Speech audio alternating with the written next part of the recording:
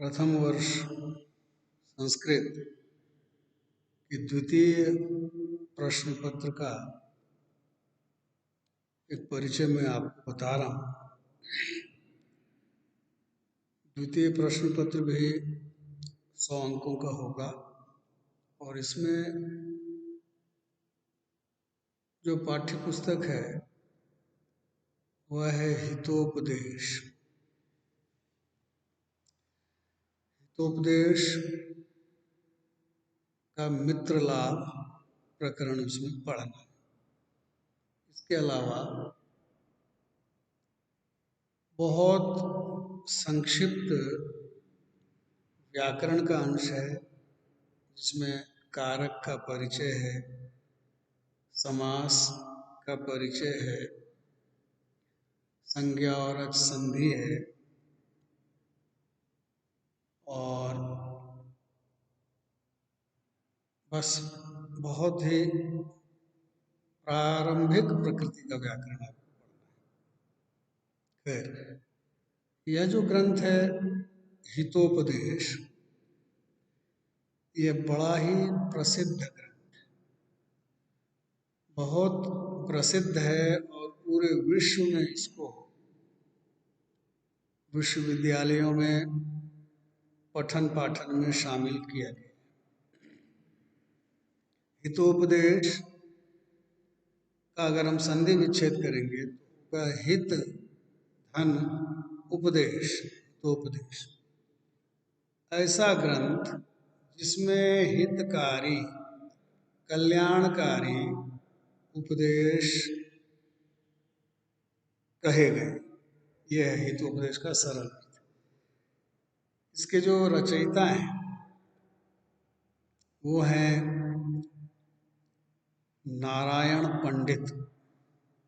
नारायण पंडित इसके रचयिता हैं और नारायण पंडित मूलतः बंगाल प्रांत के रहने वाले थे और इन्होंने 12वीं शताब्दी में यह ग्रंथ लिखा था।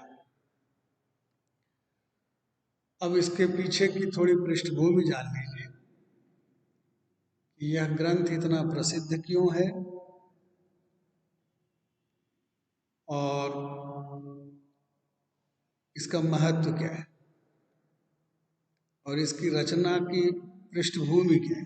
इसको कोई ना कोई रचना पृष्ठभूमि में होती है जो किसी अन्य रचना को प्रेरित करती है। जैसे आप जानते होंगे कि वाल्मीकि द्वारा रचित जो रामायण नामक ग्रंथ है वही ग्रंथ प्रेरणा है तुलसी कृत रामचरितमानस। वाल्मीकि के ग्रंथ का काल बहुत प्राचीन है और तुलसीदास तो अभी हुए मध्यकाल में, लेकिन प्रेरणा उनको वाल्मीकि रामायण से।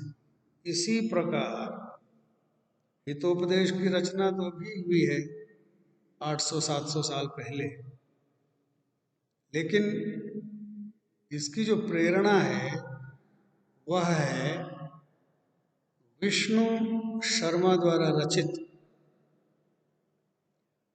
पंचतंत्रम नाम। संभवतः आपने इस ग्रंथ का नाम सुना होगा, पंचतंत्रम। रचयिता कौन है? विष्णु शर्मा। और यह ग्रंथ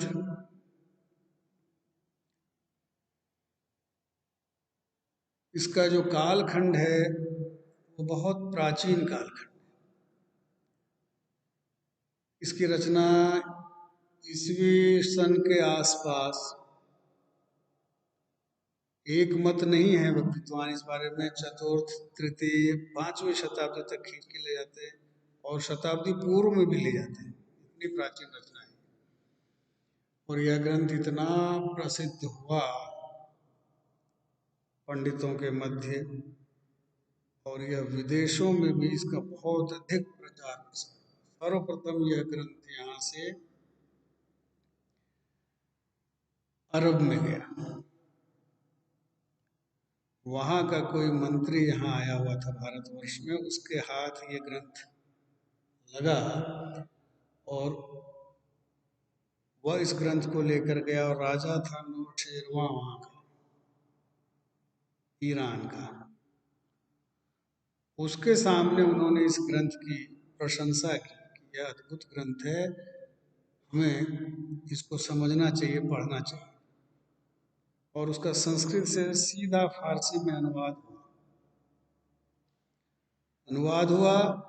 और उस अनुवाद के बाद तो फिर अनुवादों की झड़ी लग गई, और आज यह स्थिति है कि विश्व में सबसे अधिक अगर किसी ग्रंथ का अनुवाद हुआ है तो एक तो उसमें पंचतंत्र आता है। विश्व की शायद ही कोई ऐसी भाषा होगी जिसमें पंचतंत्र का अनुवाद नहीं मिलता।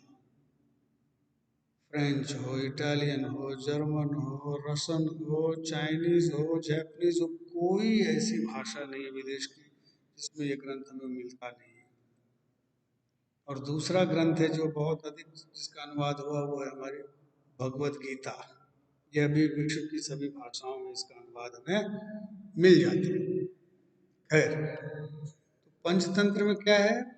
5 तंत्र है। तंत्र का अर्थ आप समझ लीजिए अध्याय। मित्र भेद, मित्र लाभ, वहाँ सुहृद भेद, मित्र को सुहृद कहते हैं, सुहृद भेद, सुहृद लाभ, काकोलुकी, इस तरह से 5 उसमें तंत्र हैं।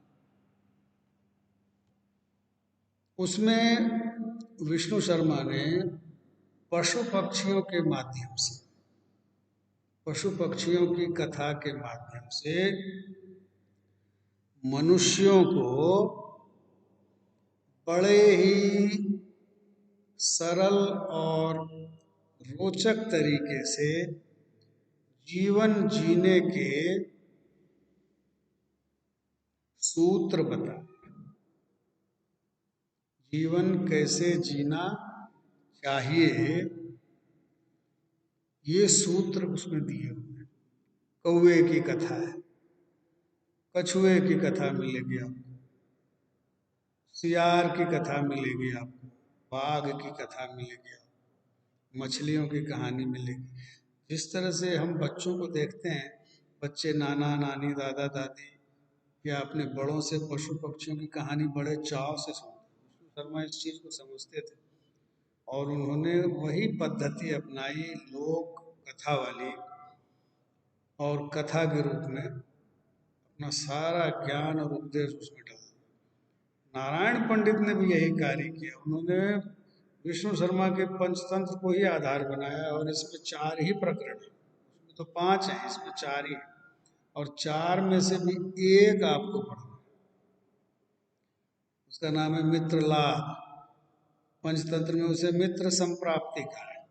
एक ही बात है, संप्राप्ति और लाभ का एक ही अर्थ है। और उसमें कथाएं हैं, बड़ी रोचक कथाएं। वो कथा ऐसी है कि आप पढ़ेंगे और आपको याद हो जाएगी। और उस कथा के संदेश को हमें पकड़ना है, उस कथा के माध्यम से ग्रंथकार ने क्या कहना चाहा है, क्या उपदेश दिया है। कथा जब पूछी जाती है तो अंत में आपको कथा का संदेश भी लिखना पड़ता है। इस कथा का ये संदेश है, इसमें लेखक मनुष्यों के लिए ये संदेश देते हैं। कोई भी ग्रंथ पशु पक्षियों के लिए नहीं लिखे जाते। क्यों? पशु पक्षियों में वह चेतना नहीं है जो मनुष्यों में, जो पढ़ लिख सके, समझ सके। मनुष्य उसको समझ सकते हैं, लेकिन घटनाओं में पशु पक्षी इन चरित्रों को ला करके और उन्हें मानवोचित व्यवहार के ढांचे में ढालकर जब कथा कही जाती है तो उसका चिरस्थायी प्रभाव पड़ता है मनुष्य के ऊपर, विशेषकर बाल मन पर, बालकों के मन पर उसका बड़ा स्थायी प्रभाव पड़ता है। इसलिए बच्चों की कथाएं रोचक शैली में लिखी जाती हैं, और यह जो हितोपदेश ग्रंथ है यह उसी का एक उदाहरण है। रोचक शैली में जीवन के महत्वपूर्ण उपदेश इसमें पशु पक्षियों की कथाओं के माध्यम से